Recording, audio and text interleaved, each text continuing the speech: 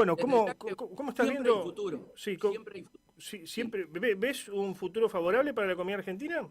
No, no, no, no. Yo creo que estamos yendo por un sendero, no casualmente hace minutos, hace media hora, se ha conocido precisamente por las turbulencias existentes. Yo ponía un tuit diciendo, ¿por qué si había lugar hasta septiembre para presentar el presupuesto se presenta hoy? Se presenta hoy un adelanto, los adelantos de las ejes principales de lo que va a contener el presupuesto, que seguramente también van a intentar presentarlo antes.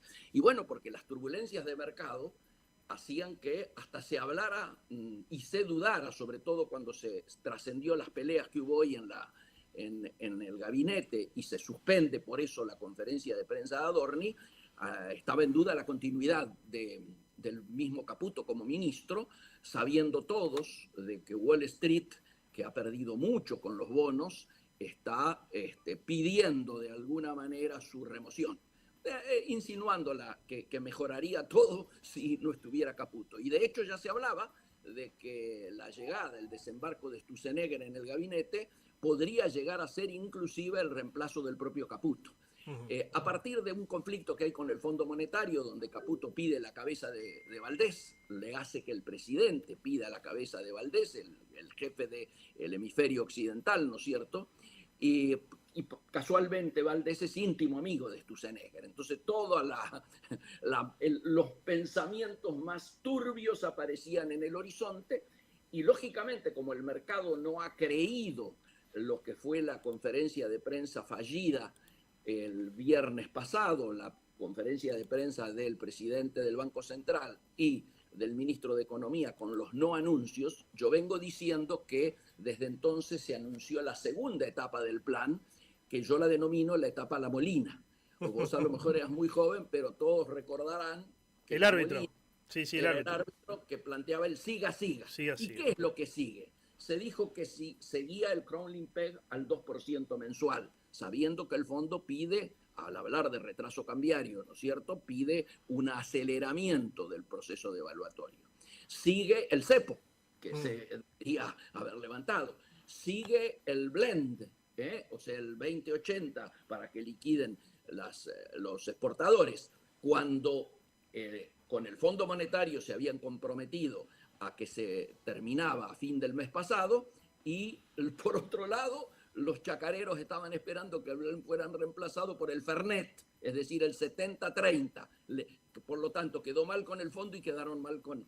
Y esto es lo que genera el conflicto mayor que hoy tiene la economía argentina, que es la falta de dólares, ¿no es cierto? ¿Cuánto influye, justamente hablamos de la cuestión política al comienzo, cuánto influye la política? Porque hoy, a ver, tiene Mucho. ley bases, tiene este tema de bienes personales que ha cambiado, tiene el impuesto a las Ganancias.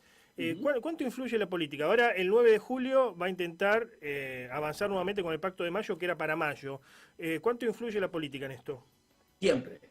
Política y economía son elementos que están interrelacionados de manera directa. Muchas veces solemos decir la política mete la cola. Acá, de hecho, los runrunes que ocurrieron a partir de la llegada de Sturzenegger, la conferencia de prensa que por supuesto no satisfizo a los mercados, etcétera, todo esto hicieron que el día hoy, miércoles, sea el mejor día de los últimos tres. Hoy, de una u otra manera, se detuvo el alza del blue, que bajó muy poquito, el dólar blue, y ha bajado un poquito el riesgo país. Pero se sigue manteniendo arriba de 1.500 y también arriba de 1.400, ¿no es cierto?, chirolitas, el blue, que son, diríamos, casi 20 pesos más que a comienzo de la semana anterior, una corridita que ha sido, por suerte, a mi juicio, por suerte, digo, en términos de seguir evitando mayores turbulencias a la gente, porque todos sabemos la influencia que tiene el tema del blue en lo que sería el efecto sobre los precios. Técnicamente, no debería ser automático lo que se denomina pass-through. ¿Qué es el pass-through? El pase a precios de la devaluación de nuestra moneda Claro. frente al dólar.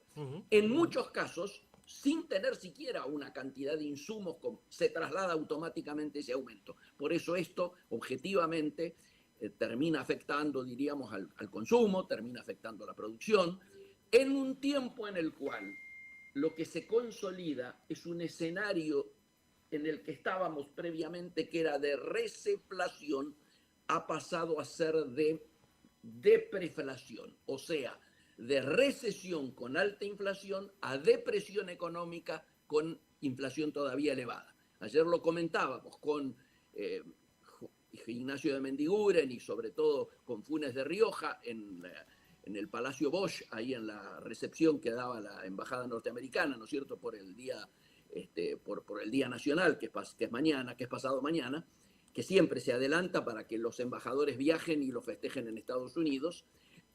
Hablábamos de exactamente esta situación. Tenemos dólares que este mes implican pagos por 6.500 millones de dólares, porque se paga intereses y capital, y por otro lado tenemos dólares que no entran, porque los muchachos que deberían estar liquidando la cosecha, claro, estaban esperando tres alternativas. Una alternativa, que el gobierno le bajara los impuestos, es decir, que bajara las retenciones. Esto no se va a dar.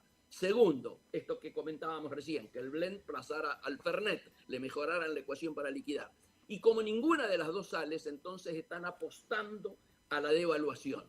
Se está produciendo algo insólito. Por un lado, vas por los caminos, la ruta 2, o vas hacia 25 de mayo, la zona más ojera, y vas flanqueado de silobolsas. Claro, sí, están almacenando. De hecho, están pasando pocos camiones acá camino a los puertos. Sabemos que... Se da un tema insólito. Sí, digo, que los chacareros están tomando crédito subsidiado para no liquidar.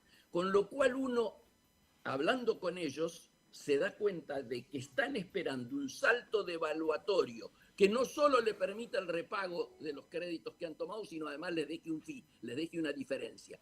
Y esto me parece que tiene que ser solucionado, y cuando vos decías lo de la política, yo te agrego, y coincidiendo contigo, de que esto mete un ruido de incertidumbre que es necesario que sea aclarado. ¿Qué es que sea aclarado? Que sepamos un poco la ruta, el indicador de cuándo se va a levantar el cepo, que aparentemente ahora uno diría el impuesto país se levanta a fin de año, el blend se levanta a fin de año, el cepo todavía no aparece la fecha. Se supone que el adelanto de presupuesto enviado está induciendo a que el cepo se levanta, porque si no, además, entramos en una contradicción muy grande. El gobierno hizo votar el RIGI para que vengan inversiones.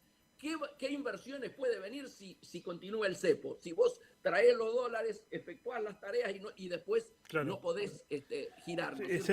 Sabemos que te queda poco tiempo, pero nuevamente aquí lo político interviene también.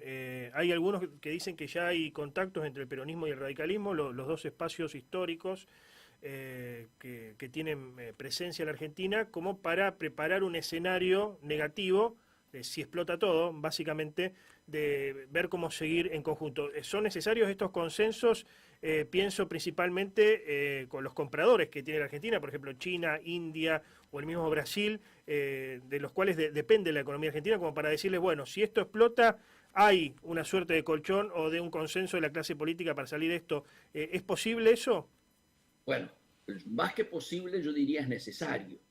Todas las transformaciones que Argentina necesita requieren leyes que vienen siendo postergadas, reformas estructurales que vienen siendo postergadas desde hace mucho tiempo.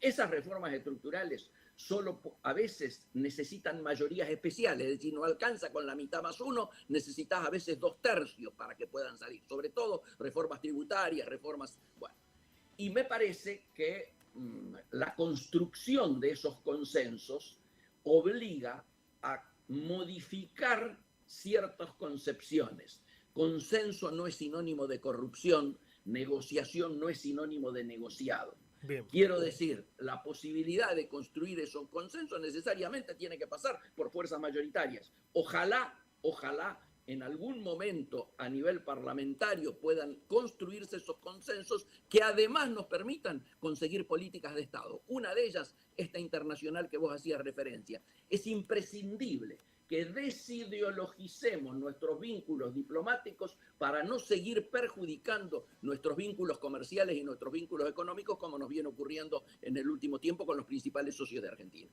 Gracias por el contacto, Miguel. Por favor, seguimos en contacto nosotros, vos sabés, siempre a disposición. Chao. Gracias, adiós.